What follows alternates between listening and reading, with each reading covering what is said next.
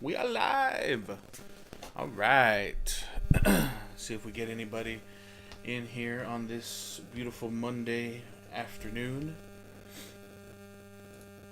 As the title suggests, we are going to talk about the latest announcements of the new iPad Mini and iPad Air that Tim Cook dropped earlier on his Twitter, and then the Apple Store went down, which for those of us hardcore Apple fans out there, we know that's usually one of two things.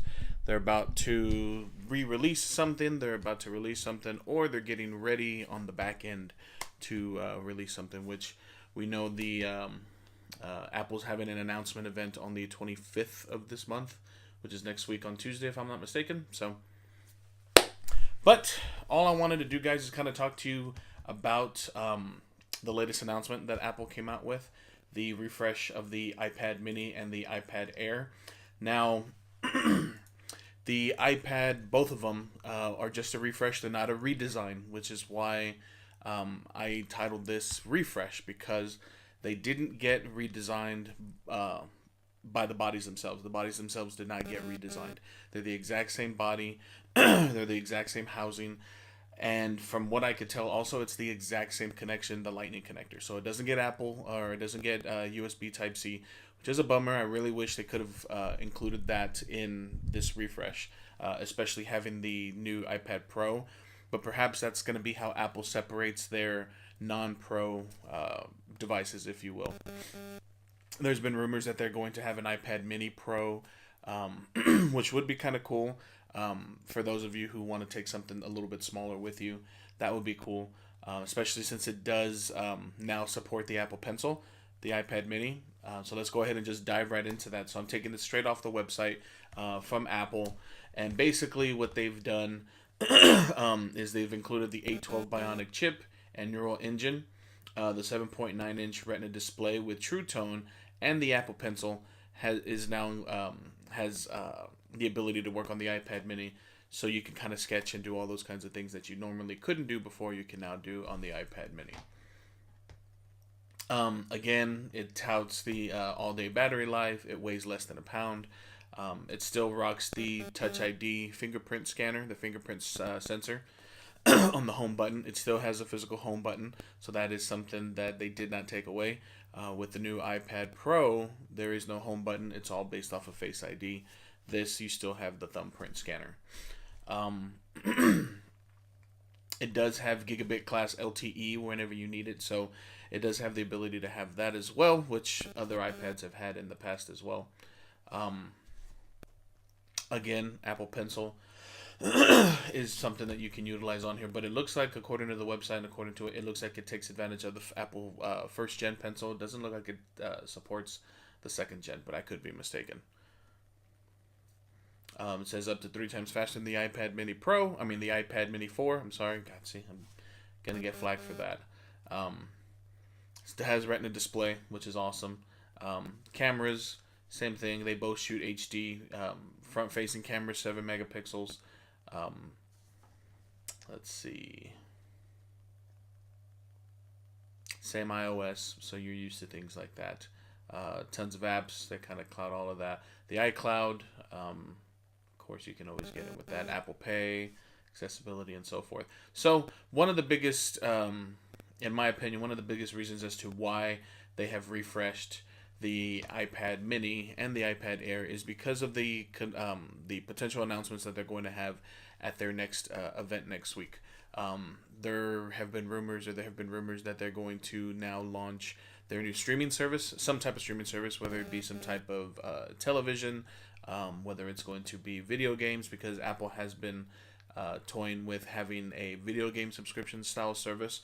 So we'll see what they announce next week, but in my opinion, these refreshes are because of that. They are trying to get ready for that. So they're going to release these iPads early with the beefed up insides, with the better processors and whatnot, so that way they can be ready for when their new announcements come next week. So just keep in mind for that. So this is the 5th generation of the iPad Mini, and I believe this is the 3rd generation of the iPad Air, but we're going to get into that right now. But again, there's nothing really too superb about it. Price starts at $399 for the iPad Mini 5th generation. So I really wish they would have used the USB Type-C. Unfortunately, we don't get that this go around for this particular refresh. But if sorry, God, allergies are bad here. If they follow along with how they've normally released things and they do kind of like a mid refresh before they do something large on a large scale, then perhaps this is kind of like a midway refresh, even though the iPad Mini just keeps on getting kind of left behind, if you will, because they don't cram a lot of newer tech into that. They kind of just do little spec increases, spec bumps. Now the good thing is that they haven't increased the price, which I think is awesome. Starts at $399, and of course increases based off of internal storage. So that's something to think about as well. Now moving on to the Air. The Air has a larger screen. Obviously, the Air's screen is a 10.5-inch touchscreen Retina display. Same battery life. They're touting 10 hours, which is all-day battery life, if you will. Again, it's still with the Lightning adapter, so you still have to utilize your Lightning connection. Still has the fingerprint scanner, so that's another thing too that you'll have to take advantage of. Has incredibly fast Wi-Fi speeds, which again is why I'm thinking they are upgrading all of this.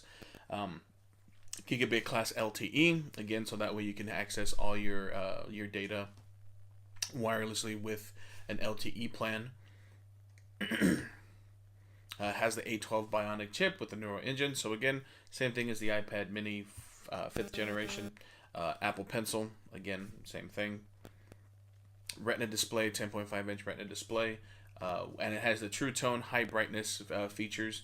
And it's got the anti-reflective coating on it to give you kind of like the best viewing angles from each side. It's got a huge wide color gamut. We all know this kind of thing.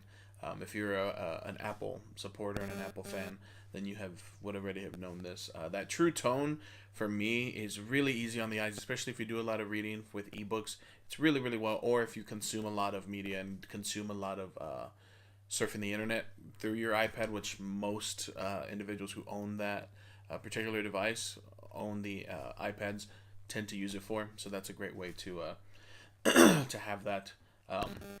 8 megapixel back camera, 7 megapixel front facing camera for FaceTime and whatnot. And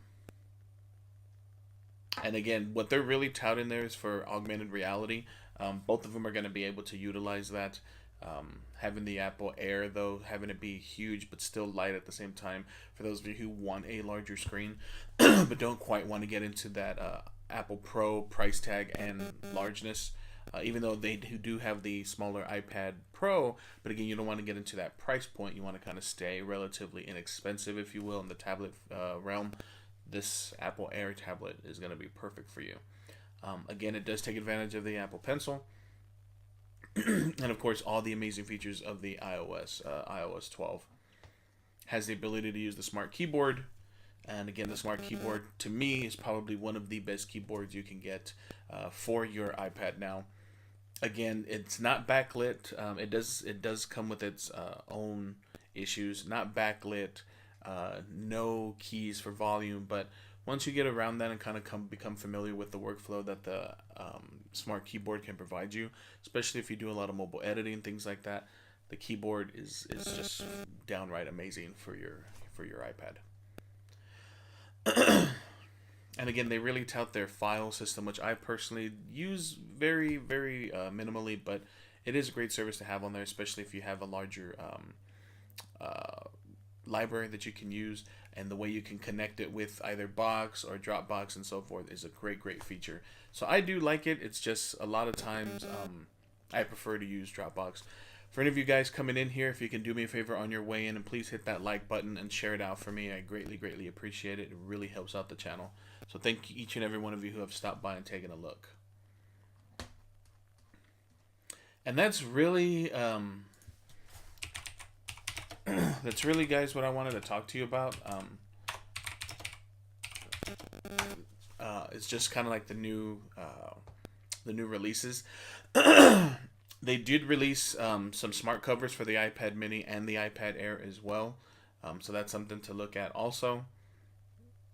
But what's great to me is that the inclusion of the Apple Pencil support for the iPad Mini. I really do think that's going to increase the amount of iPad supporters and individuals who are going to look to get into the entry level tablet field, if you will, and having that ability to now use the Apple Pencil, to me, is going to be a great way for Apple to kind of get into the households that hadn't really decided to purchase either an iPad or a tablet at all. So I think that the smaller price tag, along with the abilities to use certain things that more pro users have been using, I think is going to really help Apple out in the long run.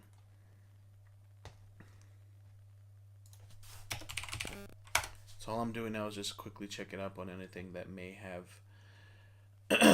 been talked about.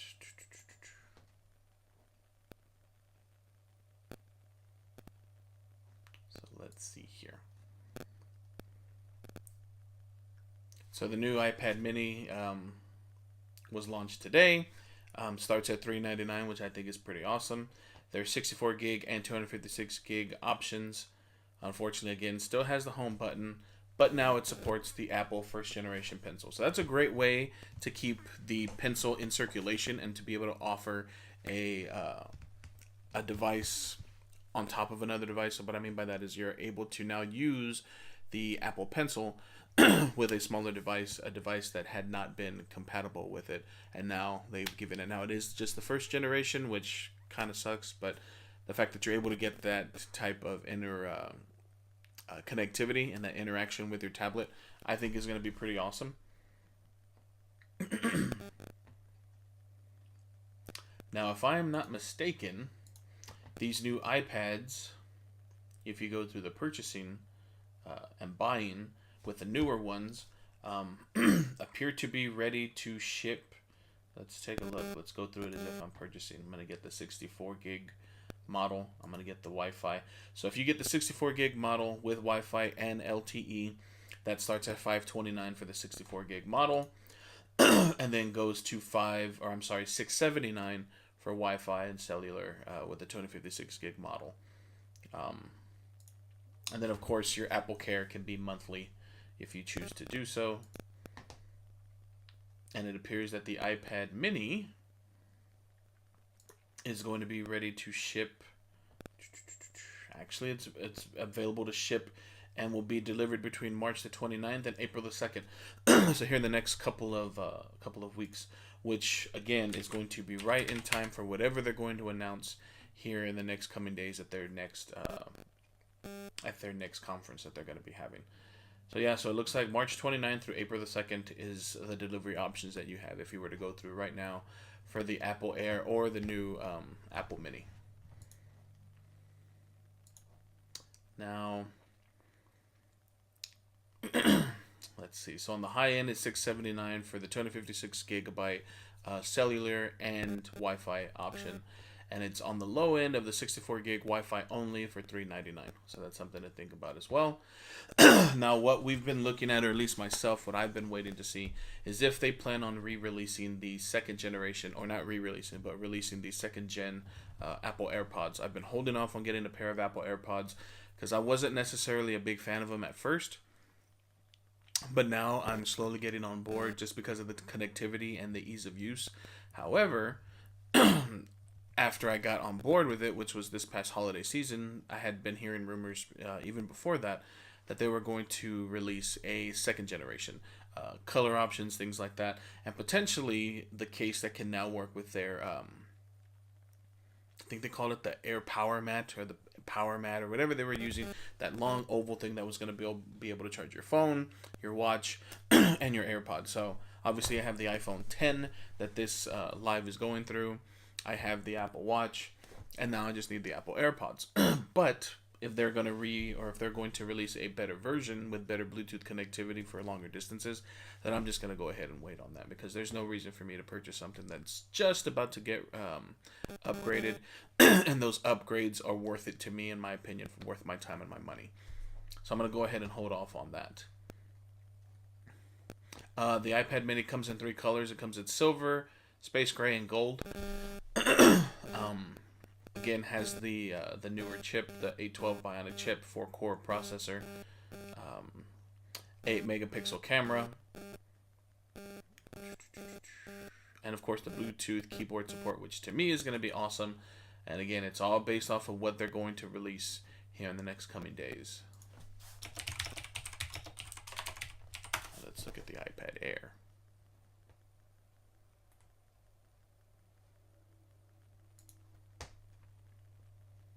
I thought it was really cool the picture that Tim Cook, how he released the iPad Mini, how it can just fit in your hand like that. I sold all of my iPad Minis recently, but with the announcement of this, who knows? I might pick one up. Maybe just the 64 gig since again with the iPhone I can have it as a Wi-Fi hotspot, so I may not need it. Now with the iPad Air, again, both the new tablets have 8 megapixel rear cameras and 7 megapixel front facing cameras, so it's going to be the same. So it's basically going to come down to, are you going to want to use a smart keyboard with it and the size. iPad minis can be roughly the size of a DVD. So this is A Star is Born steel case, which I'll be doing an unboxing of, so stay tuned to the channel. So it's roughly about the size of this, so it can fit in your hand as such. The iPad Airs are roughly the size of smaller than a sheet of paper, because a sheet of paper is roughly about the size of the iPad Pros. So something a little bit bigger than that, maybe about the size of 2 DVDs. So something maybe along the lines of that. That's Creed 2. That's something that's going to be unboxed later as well. But it's roughly about that size. So it's going to come down to size of what it is that you're wanting to have. If you have larger hands and the iPad mini just seems too small, then the iPad Air is going to be something that you're going to want to look into. Both are incredibly portable, incredibly lightweight. Both support the Apple Pencil. The only thing is, again, the iPad mini does not support the smart keyboard. Now, it does have the ability to, I believe, work with any Bluetooth keyboard, but I have not seen that they're going to release the smart keyboard for it because of how small it is. But, again, if you want something super portable and super small, then the iPad mini 5th generation is, of course, going to be the iPad for you.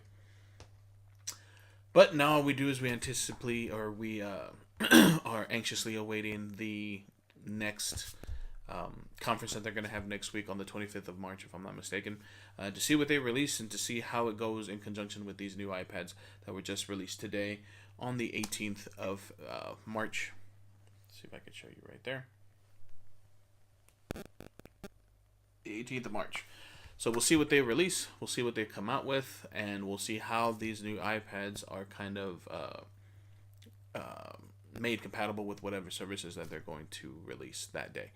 But once again, guys, I just wanted to kind of go over the new announcements of the Apple iPad mini 5th generation and the Apple Air that they released. If you have any questions or comments, please leave them down below. Please give me a thumbs up. It greatly helps out the channel. Give me 2 thumbs down if you did not really enjoy this content. And once again, guys, this is Jose Ortiz from PetRockMedia.com signing out, guys. Peace.